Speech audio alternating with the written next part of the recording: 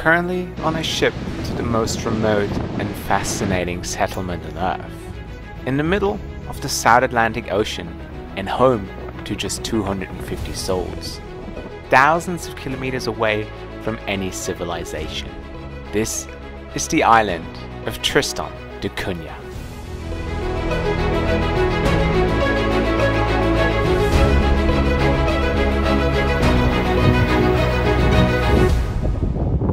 It all started in 1810 when the first settlers arrived in Tristan, calling it the Island of Refreshment, and the population gradually grew in the next couple of years. Supported by the United Kingdom, the island established itself and infrastructure started to grow. All seemed to be going well until a volcano eruption in 1961, forcing everyone to evacuate the island and move to the UK. However, the islanders never adapted to the busy life and everyone decided to move back in 1963.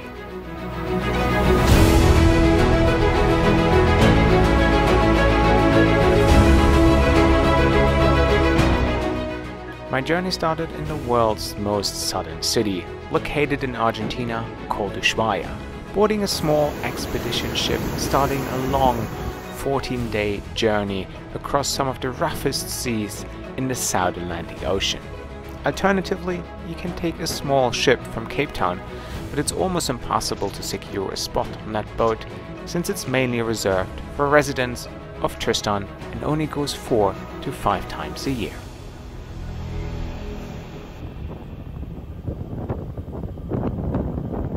And after 14 long days of sailing the South Atlantic Ocean, we have finally reached the most remote settlement on Earth. Ladies and gentlemen, I present Tristan da Cunha.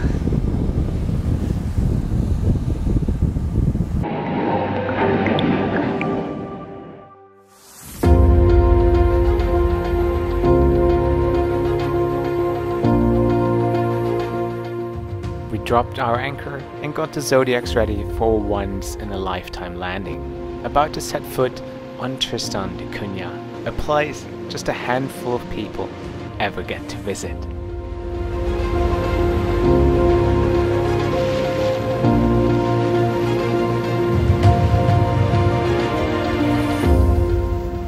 Welcome to Edinburgh of the Seven Seas, and that behind me is the harbour. And the problem is they don't have a deep water port, which means the Hondios is not able to dock. So the only landing here is possible through Zodiacs. And due to the rough waters and weather here, and they're having no protections from the waves, usually 40% of the landings fail. So which means if you survive the 14-day voyage from Ushuaia or Cape Town, doesn't guarantee a landing.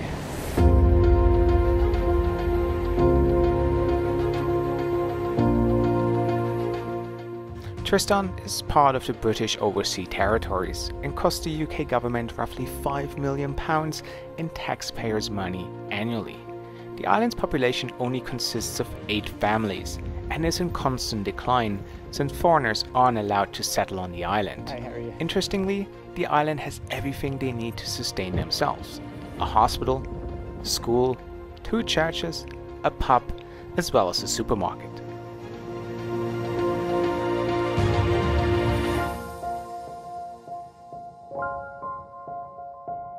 How are you? Sit. Sit. The welcome committee, a sheepdog. And I think this must be the national square of Tristan da Cunha, Edinburgh of the Seven Seas. The flag, the Prince Philip Hall, the community centre, and very important, the Albatross bar, where we're going to get a pint after we're done exploring this beautiful island. I mean, I've been walking the island now for a bit, or the village. Its capital. It's a very quiet place. I was very curious to hear about the daily life, so I met with the former chief islander and only police officer on the island, Conrad Glass, who invited me for a cup of tea. So let's see what he has to say. So who's collecting the bins here? They collect it once. The government do a collection every Tuesday morning. Every Tuesday morning, yeah? The wind broke them from the bottom and blew them down. Must have been some strong wind then, It was a very strong wind. Now we're getting to explore a true, how do you say, Tristonian? Tristanian islander's home. It's beautiful. And this is our sitting room. All right. And this has got a sleeping bag which the kiddies will sleep when they sleep up over the weekend.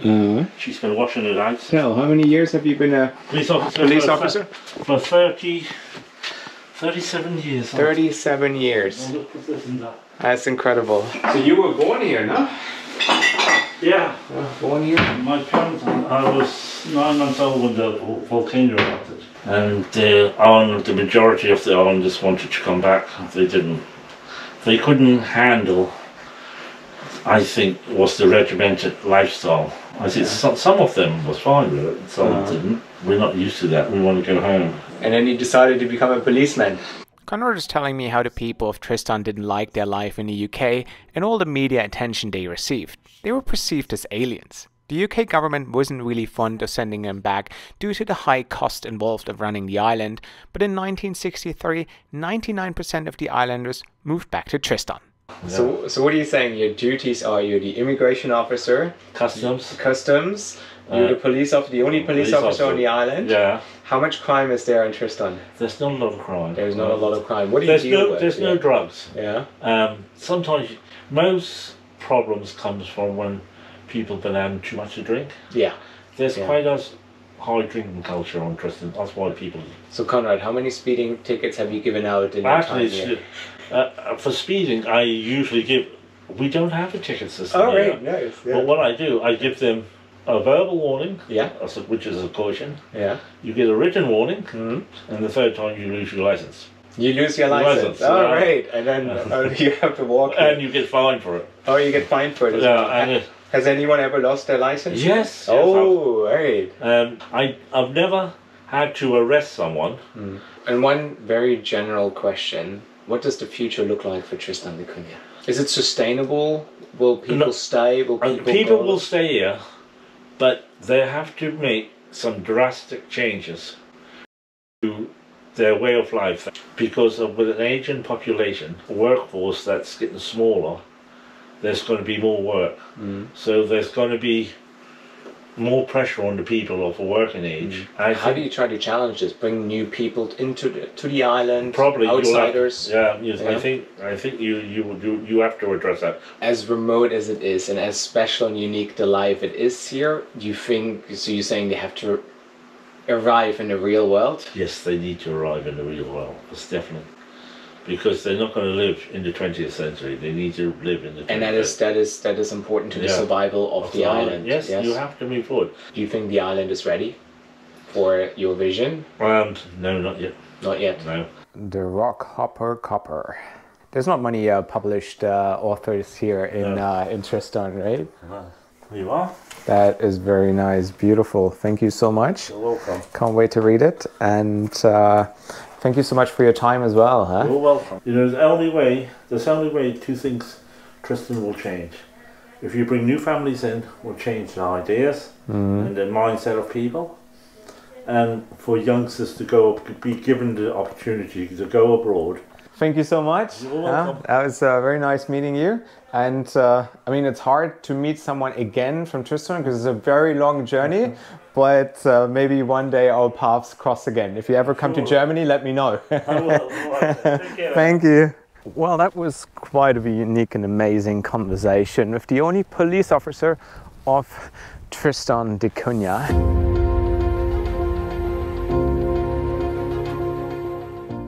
I then flew my drone over the volcano that almost brought an end to life on the island. It's no longer active, and it became a tourist attraction to the 1,000 tourists that visit Tristan a year. I found stunning footage of the actual evacuation in 1961 and the massive operation that happened to save the population.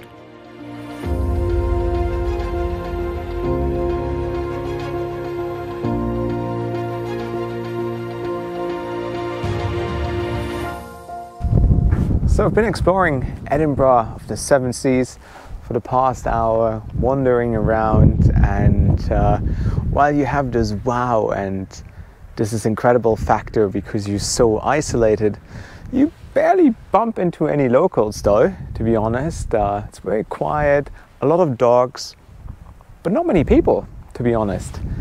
And if you see them, I mean, they wave, they say hello, but they're also not very keen to engage in conversations with you or get to know you. Something I've noticed, though they're nice, but I think they're very happy just to go on with their everyday life, and they don't get too worried or bothered by visitors. So you're probably wondering, what if I'm in an emergency, I'm in distress, I have to call the police? I mean, we all know who the police officer is by now, but is there a phone line? Is there a 911 line? Is there an emergency line here? Well, all I can tell you is that this is what it looks like.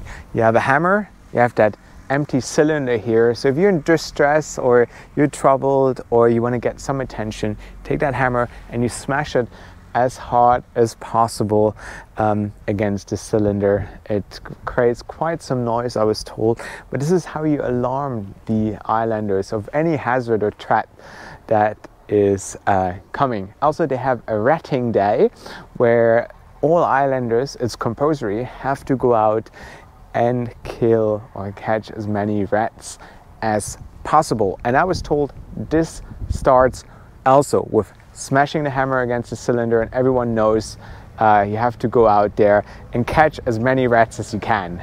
Tom, what do you got? Tristan da Cunha sign. That's inhabited island on the planet. How much was it? $20.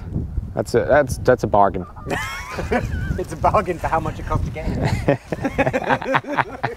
And of course, I was told there's also a church, a Catholic church, right here. So we're gonna go inside and check it out as well. I'm not sure whether there are any other places of worship, such as a mosque or a Buddhist temple.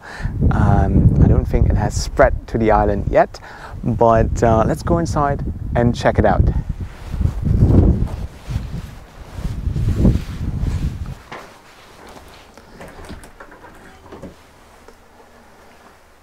Seems like the church is closed today. It's a Thursday. Well, look at this beautiful art here as well. It's stunning, really beautiful. All right, let's go check out some other places. So if you were wondering where the electricity comes from, powering the island, this is the answer. 4 diesel generators running around the clock, supplying the island here of Tristan with electricity. And here the famous sign, welcome to the remotest island, Tristan da Cunha, South Atlantic. Incredible. And this is also pretty cool. You can see how far away we are from Oslo, 5,915 miles. London is 5,337 miles. Falklands, 2,200 miles almost, and Cape Town, where you have a monthly ship with only 12 seats or 12 cabins, is 1,511 miles. And then obviously there's Gough Island, 260 miles, which is very close, but it's not inhabited. So yeah, pretty remote here, isn't it? This man came here on a mission. He said he's not going to do any sightseeing, but he wants to run a marathon on Tristan da Cunha. This man is a legend. It's not only 5, it's 42 kilometers. Yep. How many are left? 11, right? You got this, Alex. okay. Got this. Very good. Next to the sign, you can find a little museum and a tourist center selling all kinds of Tristan da Cunha merchandise. You can educate yourself on the history of the island, and you can even send a postcard to your loved ones abroad, though it will probably take a couple of months to arrive. Accepted currencies are US dollars, euros, and of course British pounds. Unfortunately, no credit cards are accepted on the island. So I promised you guys we were going to check out the world's most remote pub. the Albatross pub here on Tristan. So let's go inside and let's get a pint and let's find out what beer they actually serve here on this island. Any guesses what it is? Let me know in the comment section below. Yeah, Alex, I was wondering, where would I find you? Of course, in the pub. In the pub. Exactly. There you go. Well, did you get the thrush? Huh? Hey. Are you a birder or no? No. Okay, all right, I have no idea what language you're speaking. It is foreign to me. It's a bird. Did I see a bird? I saw a lot of birds. Yeah. Okay. Yeah. But thank you. And here we are, welcome to the Albatross Bar, the world's most unique pub. It's at least the only place for Tristanians to hang out and socialize, so I was very curious to see whether they perhaps brew their own beer, which would indeed be a bestseller and a very unique beverage to have. What beer do you serve? What do you have? Lion lager and a castle lager. Did you say lion? Lion. I have a lion then, yeah. Yes. $3. Do you have anything smaller than this? Rest is tips. It's for you. Thank you very much. The pride of South Africa. Lion lager. Yeah. South African. Yeah, South African. It's very good. It's good? Yeah. I haven't tried it yet, but I'm sure it is. $3 for a can of Lion lager. Having it at the Albatross pub, the most remote pub in the world, priceless. Cheers.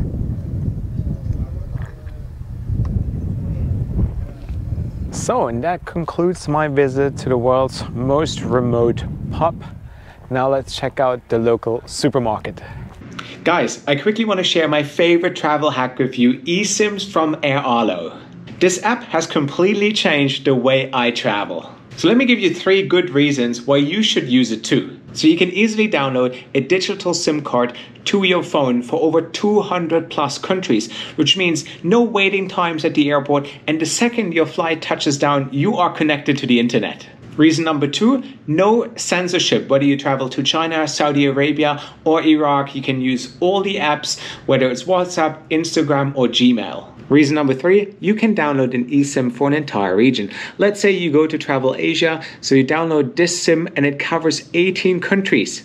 So I have partnered with Air Arlo on this video, so if you scan this QR code or use this code or the link in the description box below, you will get $3 off on your first purchase. So make sure to take advantage of this really good offer.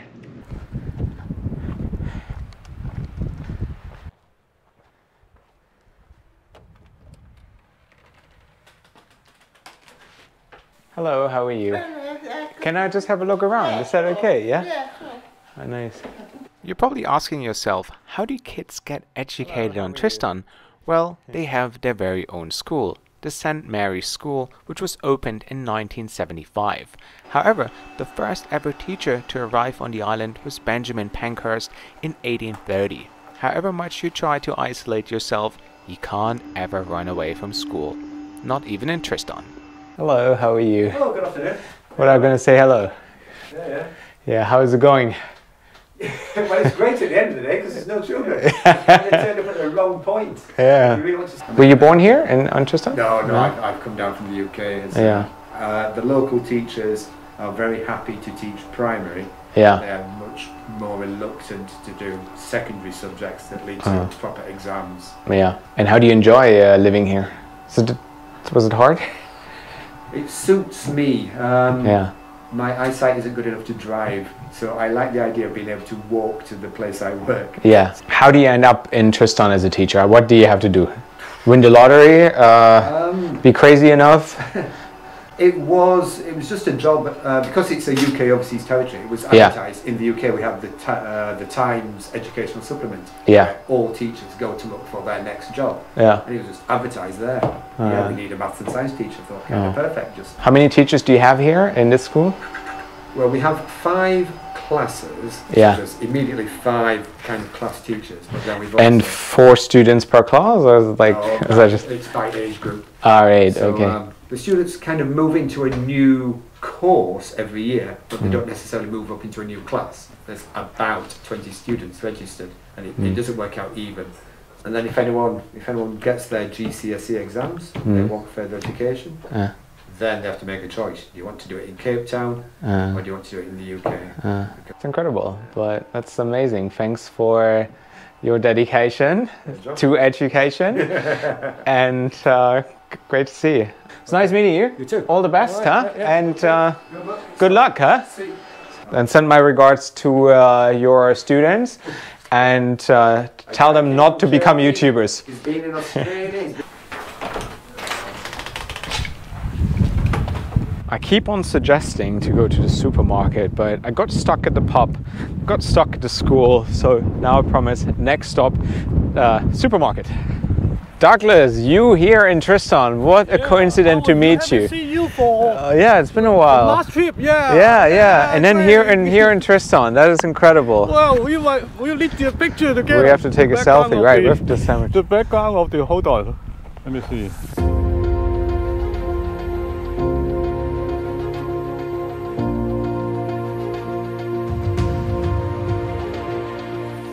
On my way to the supermarket, I walked past the local cemetery where most of the former islanders are buried, including the founders of Tristan.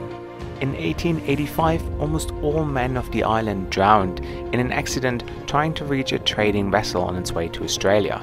The Tristanians wanted to trade with the ship, but due to rough waters, they never made it back, leaving behind an island of widows.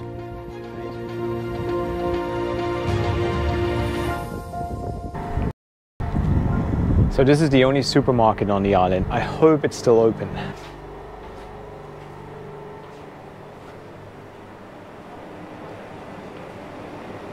So heaps of booze. No surprise they get caught drink driving all the time. I mean, looking at the prices, it doesn't look too expensive to me.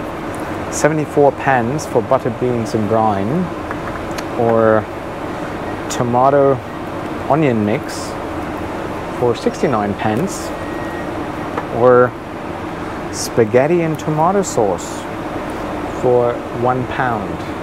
I mean, sure, you pay a lot more in the UK than you do here in Tristan. While Tristan grows its own potatoes as well as vegetables, the island relies heavily on supplies coming in from South Africa and the UK. However, the island is famous for its lobster, which is the biggest industry on the island, exporting them to Europe and Africa. I tried them, and let me tell you, they were quite delicious. Do you get a lot of visitors here? Like, this time of year we do, yeah. Yeah. Unfortunately, it's last cruise ship. Yeah? Yeah, and I think we had about 11, 12. 12 this season? Oh, nice, nice. And much bigger ships as well, right? Yeah, the one that came in yesterday had over 1,000 passengers on, but unfortunately the weather wasn't good enough and was going to went off. Ah, right.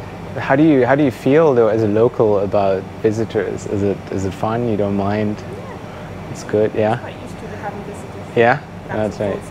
Yeah, no, I can imagine.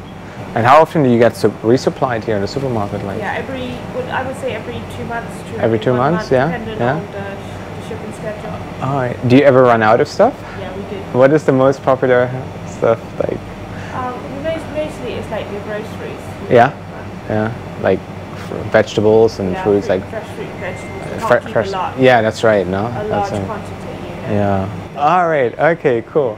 Well, thank you very much. Huh? You're welcome. Have a good day. Bye.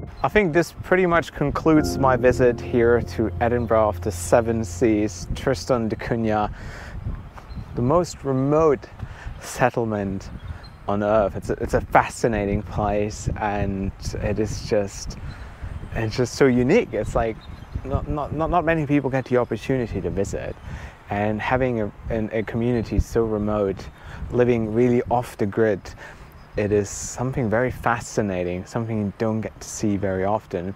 But at the core, they all seem to be the same. You know, they love the same stuff, they love the same things, and in the end of the day, they're not much different to us.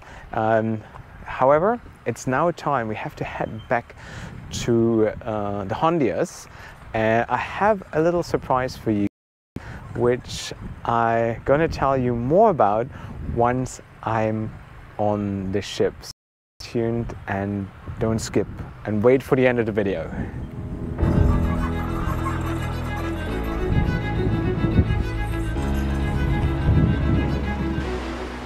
Visiting Tristan da Cunha has always been a dream of mine, and I'm very happy I went on this journey. Despite of the long sea days or the motion sickness, it was truly wonderful to see how people can live in absolute isolation away from the busy world. I booked this journey through Young Pioneers Tours, and if you're interested in visiting the island as well, I have included a link in the description box below.